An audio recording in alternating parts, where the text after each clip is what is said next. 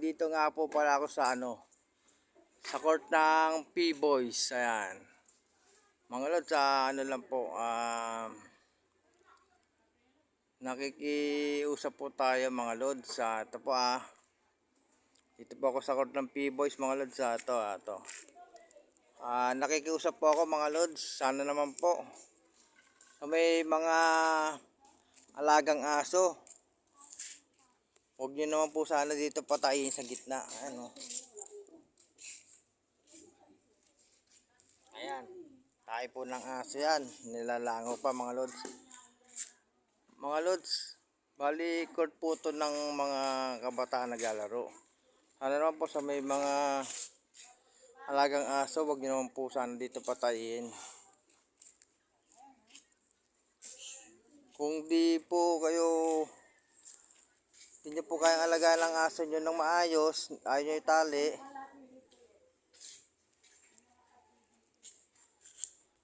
ano nyo na lang po mga lods, kung pamigay nyo na aso nyo, hindi nyo kayang alagaan mga lods, huwag nyo patayin sa bakante.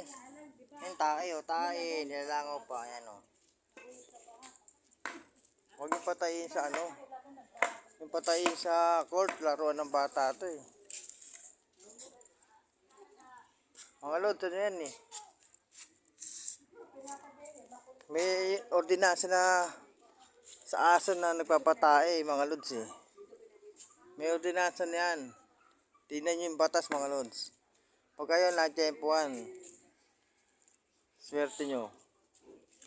Yun lang mga lods basketball lang kasi ng bata to, kawawa naman bisa makapaglaro na may tae pa mga lods. Paano lang ng usap lang sana,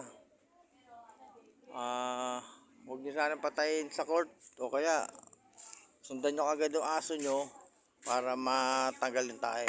Yun lang mga lods Pasintabi po. Thank you for watching.